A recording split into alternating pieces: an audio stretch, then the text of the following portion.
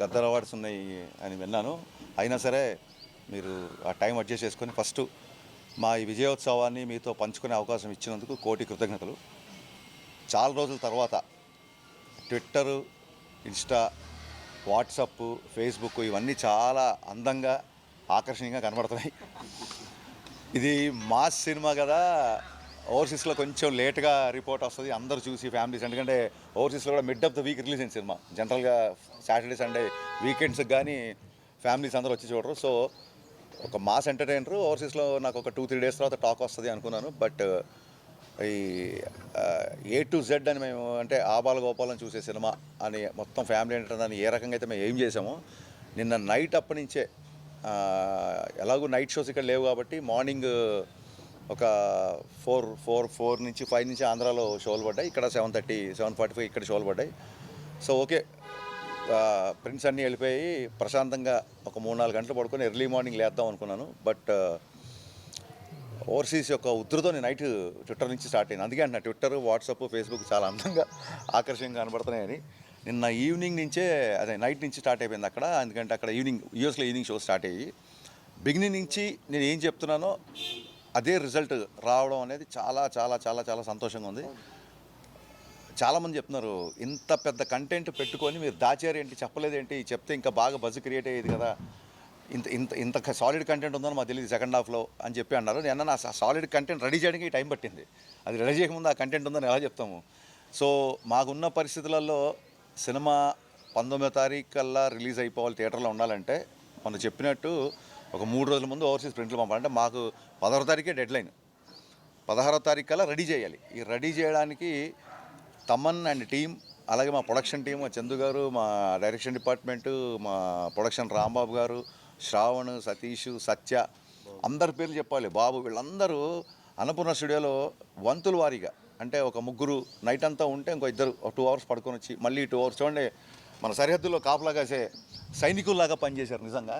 వాళ్ళందరికీ అఖిల్, రవి, అభి, గురు, అందరి డిపార్ట్మెంట్లో ఉన్న హర్షి, లోకేష్, వీళ్ళందరికీ నేను చేతులెత్తి బాబీ గుండెకాయని చెప్పాను కదా, బాబీ అయితే అసలు 1 అవర్ కూడా పడుకోలేదు. సో 16th ప్రింట్స్ రెడీ చేసి పంపించడమే ఈ సినిమా ఒక పెద్ద సక్సెస్ అండి.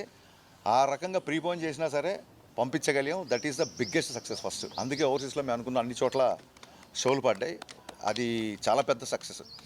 అక్కడి నుంచి మొదలు పెడితే నేను డే 1 నుంచి చెప్తున్నా, నేను తీసేది కమర్షియల్ ఎంటర్టైనర్. పవన్ కళ్యాణ్ గారిని ఒక ఫ్రీ ఫ్లోన్ స్టార్ట్ చేసే ట్విట్టర్లో కొత్త పదం. పవన్ కళ్యాణ్ గారి స్వాగ్, పవన్ కళ్యాణ్ గారి హిస్ట్రియానిక్స్, పవన్ కళ్యాణ్ గారి ఒరిజినల్ డిఎన్ఏ, ఆయనకు ఉండే ఒక ఫ్రీ కరిజ్మాటిక్ బాడీ లాంగ్వేజ్ ఏదైతే ఉంటుందో ఇది చాలా సంవత్సరాల నుంచి మిస్ అవుతుంది. నేను ఇదే చూపించబోతున్నా. నేను కమర్షియల్ ఎంటర్టైనర్ తీస్తున్నా అని చెప్పే కమర్షియల్ ఎంటర్టైనర్ తీసా. నేను ఏ రోజు ఒక కళాత్మకమో లేకుంటే ఇంకో కళాఖండమో తీస్తున్నా అని చెప్పలేదు. సో దయచేసి ఎక్కడన్నా కొంతమంది అందరి అభిప్రాయాలు తీసుకోవాలి కాబట్టి కొంతమంది ఫస్ట్ హాఫ్లో ఒక సీన్ కొంచెం స్లో ఉందన్న ఇంకోటన్నా నేను బిగినించి అదే చెప్తున్నా. ఒక హై రావాలంటే ఒక లో ఉంటుంది. ఒక చీకటి వచ్చినప్పుడే వెలుగుకి అందం, ఒక పగలు చూసినప్పుడే రాత్రికి అందం, లేదా రాత్రి తర్వాతే ఉదయానికి విలువ. డెఫినెట్గా ప్రీ ఇంటర్వెల్ వరకు సినిమా అలా చిన్న ఒక చైల్డ్ ఎపిసోడ్లో హీరో క్యారెక్టరేషన్ ఏంటి, హీరో ఇంట్రడక్షన్ ఏంటి చూపించాం. చైల్డ్ ఎపిసోడ్కే అబ్బాయి యాస్టీస్ పవన్ కళ్యాణ్ గారి లాగా ఇమిటేట్ చేశాడు. చైల్డ్ ఎపిసోడ్ అన్న యాస్టీస్ హీరోని చూసినట్టు ఉందని చెప్పి మెసేజ్ స్టార్ట్ చేశారు అందరూ. అక్కడి నుంచి హీరో ఇంట్రడక్షన్ బద్దలైపోయిందని మీరే అంటున్నారు.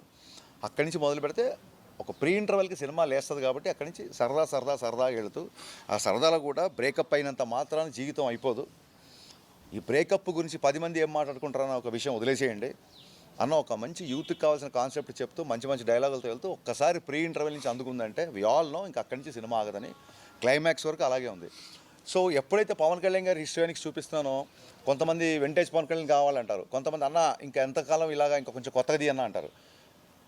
పూర్తిగా సినిమాని సమగ్రమైన దృష్టితో చూసేవాళ్ళకి చెప్పాల్సిందంటే చాలా చాలా చాలా కొత్త పాయింట్. జనరల్గా తెలుగు సినిమాలో విలన్ అనగానే మాఫియా డాన్లో, బ్యాడ్ పొలిటీషియన్లో, ఫ్యాక్షనిస్ట్లో ఇవన్నీ మనం చూసేసాం. అలా తీసిన తప్పని కాదు.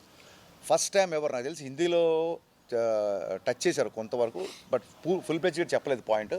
ఫస్ట్ టైం సమకాలీన సమస్య డెమోగ్రఫిక్ చేంజ్ అనేది, అది అస్సాం అవ్వచ్చు, వెస్ట్ బెంగాల్ అవ్వచ్చు, ఉత్తరప్రదేశ్ అవ్వచ్చు, చాలా చోట్ల ఒక డెమోగ్రఫిక్ చేంజ్ జరుగుతోంది. ఇల్లీగల్ ఇమిగ్రెంట్స్ యొక్క ఎఫెక్ట్, దాని మూలంగా మన మన మన పౌరుల నుంచి మిస్ అయిపోతున్న ఆధార్ కార్డులు, మన దగ్గర నుంచి మిస్ అయిపోతున్న ఓటర్ ఐడి కార్డులు, ఇలాంటివి ఎలా జరుగుతుందో మీరు పేపర్లో చూడండి, యూట్యూబ్లో చూడండి.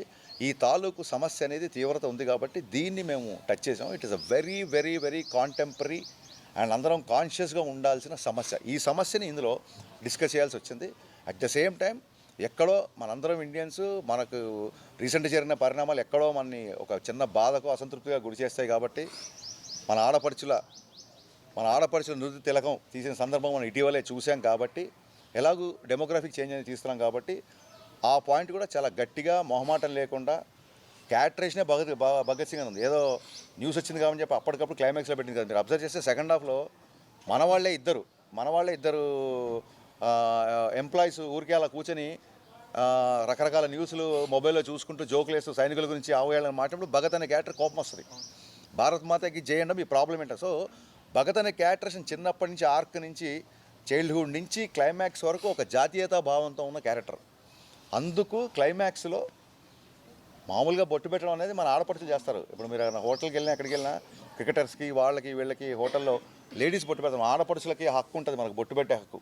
అది తెలంగాణలో మంగళారతులు ఇచ్చిన దీపావళికి, లేదా ఏదైనా శుభకార్యంకి వెళ్ళినా, ఒక జాబ్ ఇంటర్వ్యూకి వెళ్తానో, ఒక ఎగ్జామ్కి వెళ్ళినా అమ్మనో అక్కనో చెల్లినో బొట్టు పెడతారు. అలాంటి మన సోదరిమణులకి, మన అమ్మలది, మన సోదరులి, మన అక్కలది, మన చెల్లెది సింధూరం గురించి అంత పెద్ద ఇష్యూ జరిగి వాళ్ళకి అంత విషాదం వచ్చింది కాబట్టి ఆ డైలాగ్ వచ్చింది.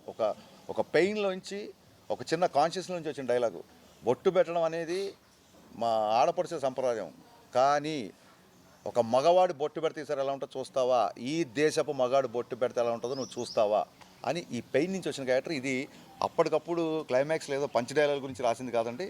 చైల్డ్హుడ్ నుంచి భగత్ సింగ్ క్యారెక్టర్కి అట్రాక్ట్ అయిన ఒక అబ్బాయి, అందరు ఊరికి అమ్మా నాన్న లేరు కాబట్టి అందరూ చిన్నయ్య అని పిలుస్తుంటే తన గురువుని స్ఫూర్తిగా తీసుకొని, ఎలాంటి గురువు, పెళ్లి చేసుకోకుండా పిల్లల్ని కలకుండా కేవలం తన జీతాన్ని కూడా వాళ్ళని బడికి రమ్మంటే అలాంటి చాలామంది నేను న్యూస్లో చూస్తుంటా. ఒక ఐఏఎస్ ఆఫీసరు ట్రైబల్కి ఎగ్జామ్స్కి పాపం ప్యాంటు పై వరకు అలా చెక్కొని వాటర్లో ఒక నదిలో 3 కిలోమీటర్లు 4 కిలోమీటర్లు అక్కడ వాళ్ళకి పరీక్షలు నిర్వహించడం, వాళ్ళకి చదువు చెప్పడం, కొంతమంది డాక్టర్లు, కొంతమంది నర్సులు కరోనా టైంలో అక్కడికి వెళ్ళి వ్యాక్సిన్లు వేయడం, ఒక ట్రైబల్ ఏరియాలో స్వచ్ఛందంగా. అంటే సినిమాలో ఎందుకు సెకండ్ హాఫ్ ఎంతమంది బాగుంది అంటారంటే క్యారెక్టర్స్ అన్ని చాలా ఉదాత్తంగా ఉంటాయి. కేఎస్ రవికుమార్ క్యారెక్టర్, మీకు థ్రెట్ ఉంది, మీరు బయటికి వెళ్ళకండి, జనాల్లోకి వెళ్ళకండి అంటే జనాలకు దగ్గరగా ఉండాలి కదా, వాళ్ళు పదవులు ఇచ్చారు మనకి, మనం వెళ్ళకపోతే ఎలా అనే ఒక క్యారెక్టర్. పల్లవి అనే ఫ్రెండ్ క్యారెక్టర్ ఒకటే రూమ్మేట్ అవ్వడం మూలంగా మిస్అండర్స్టాండింగ్తో తన బదులు నన్ను తీసుకొచ్చారు. ఇప్పుడు నేను కనుక తను కాదని చెప్తే ఇదే పొజిషన్ తను ఉంటుంది కదని చెప్పి తను త్యాగం చేసి ఆ పెయిన్ తీసుకున్న క్యారెక్టర్, ఆ క్యారెక్టర్ చాలా ఉదాత్తంగా ఉంటుంది. సో ఇలాగా అన్ని క్యారెక్టర్లు పండడం మూలంగా, ఈవెన్ పార్థిబన్ కూడా బ్యాడ్ క్యారెక్టర్ అయినప్పటికీ, ఒక నెగిటివ్ పాత్ర పోషించినప్పటికీ అమేజింగ్ స్క్రీన్ ప్రజెన్స్. యాక్చువల్గా ఎందుకు హీరో బతకాలి, నేను ఎందుకు నీ మనకి ఇంత బాగుంది అని వాళ్ళ కొడుకు చెప్తాడు. మా నాన్న అనవసరంగా ఎగోకి వెళ్ళాడు, ఆ రోజుని లేపేస్తావు పని అయిపోయిందని. సో ఒక అధికారం లేకపోతే ఒక అహంభావం ఉన్నప్పుడు కొంత మనుషులు ఒక మొండి పట్టుకు ఒక ఎగోకి వెళ్తారు చూసారా, అలాంటి ఒక నెగిటివ్ క్యారెక్టర్. సో ప్రతి క్యారెక్టర్ చాలా అద్భుతంగా పండడం మూలంగా మీరు అందరూ సెకండ్ హాఫ్ బాగుంది అన్నారు. సెకండ్ హాఫ్ బాగుంది అంటే ఫస్ట్ హాఫ్ బాగాలేదు కాదు, ఫస్ట్ హాఫ్ కంటే సెకండ్ హాఫ్ బాగుంది. ఎప్పుడైతే సెకండ్ హాఫ్ ఎక్స్ట్రానర్గా ఉందో, బాగున్న ఫస్ట్ హాఫ్ కంటే సెకండ్ హాఫ్ ఉంది. మా ఫ్యాన్స్ కూడా ఇలా యారోలు పెట్టేసి సెకండ్ హాఫ్ ఎక్కడో ఉంది, ఫస్ట్ హాఫ్ కంటే ఇలా 10 యారోలు పెడతారు. ఫస్ట్ హాఫ్లో అందరి డ్యాన్స్ ఇమిటేషన్ అంటే తను డ్యాన్స్ చేయలేడని చెప్పి మిగతా వాళ్ళు చేసిన సూపర్. మీరు ఆ సీక్వెన్స్ అబ్జర్వ్ చేస్తే డ్యాన్స్ పరంగా ఎక్స్ట్రానర్గా ఉన్నాయో పెట్టాం. ఎందుకంటే కళ్యాణ్ గారు డ్యాన్స్ అనగానే తను నడుచుకుంటూ వెళ్తాడు, తన మీద తను సెటైర్ వేసుకోవడానికైనా ఆయన చాలా తను పెద్ద సీరియస్గా తీసుకోడు, తను పెద్ద స్టార్ అనుకుంటే మనం అనుకుంటే ఆయన పవర్ స్టార్ ఆయన అంత పెద్ద సీరియస్గా తీసుకోడు కాబట్టి దానికి ఒప్పుకున్నాడు. అందుకు ఒప్పుకున్నందుకు ఆయనకి మనస్ఫూర్తిగా మరొకసారి హ్యాట్స్ ఆఫ్. డ్యాన్స్ నెంబర్లు ఉంటాయి. డ్యాన్స్ నెంబర్ అంటే ఇప్పుడు నాటు సాంగ్లో చరణ్ బాబు తారక్ గారు ఇరగదీశారు. అంత పెద్ద డ్యాన్స్ నెంబర్ నడుచుకుంటూ వెళ్తుంటాడు, అది ఫన్. కుర్చీ మడతపెట్టి సాంగ్లో మహేష్ బాబు గారు శ్రీలా కుమ్మేశారు, బట్ ఈయన డ్యాన్స్ చేయండి నడుచుకుంటూ వెళ్తుంటాడు. సో ఈయన డ్యాన్స్ అంటే కాస్త ఇబ్బంది పడతారన్న ఐటమ్ మీద చేసిన ఇదే తప్ప, ఇప్పుడు అలాంటి వానావాన వెళ్ళి చిరంజీవి గారు కూర్చొని జస్ట్ లెగ్స్తోనే ఒక మూమెంట్ వస్తారు, ఈయన అలా కూర్చోబెట్టుకుని కనీసం లెగ్స్ కూడా ఓపెన్ అయినా. సో ఆయన మీద సరదాగా, ఎందుకంటే నెక్స్ట్ ఎలాగో డ్యాన్స్ చేశారు కాబట్టి చేస్తే ఆ ఫస్ట్ హాఫ్లో ఆ ఐటమ్ కానీ, అలాగే ప్రీ ఇంటర్వెల్ నుంచి స్టార్ట్ అయ్యే ఫైట్ కానీ, అండ్ చైల్డ్ ఎపిసోడ్, అలాగే అక్కడి నుంచి ఇంకా సెకండ్ హాఫ్ అయితే నాకు ఫ్యాన్స్ అందరూ నేను ఒక అబ్బాయి కళ్ళమ్మ నీళ్ళు పెట్టుకుని ఎప్పుడు తొలి ప్రేమ అన్న ఎక్కడ టచ్ చేసేవన్నా అమెరికా నుంచి అర్జెంట్గా హైదరాబాద్ వచ్చి మళ్ళీ సినిమా చూడాలన్నా థియేటర్లో అని తెగ ఫీల్ అయిపోయాడు. సో తొలి ప్రేమ సాంగ్ వచ్చే సందర్భం, అలాగే దేక్లెంగే సాంగ్ లాస్ట్ సాంగ్ అవ్వడం, అండ్ కళ్యాణ్ గారి స్వాగ్, కళ్యాణ్ గారి డైలాగ్ నేను ఇవే టార్గెట్గా పెట్టుకున్నా, ఇదే చూపిద్దాం అనుకున్నా. ఒకవేళ కళ్యాణ్ గారిని అద్భుతంగా చూపించడం కాకుండా ఇంకొక అద్భుతమైన కథ, ఇంకో అద్భుతమైన కళాఖండ నుంచి ఎవరిని ఎక్స్పెక్ట్ చేసి ఉంటే దయచేసి క్షమించండి. నాకు ఇదే వచ్చు, ఇలాగే చేస్తాను.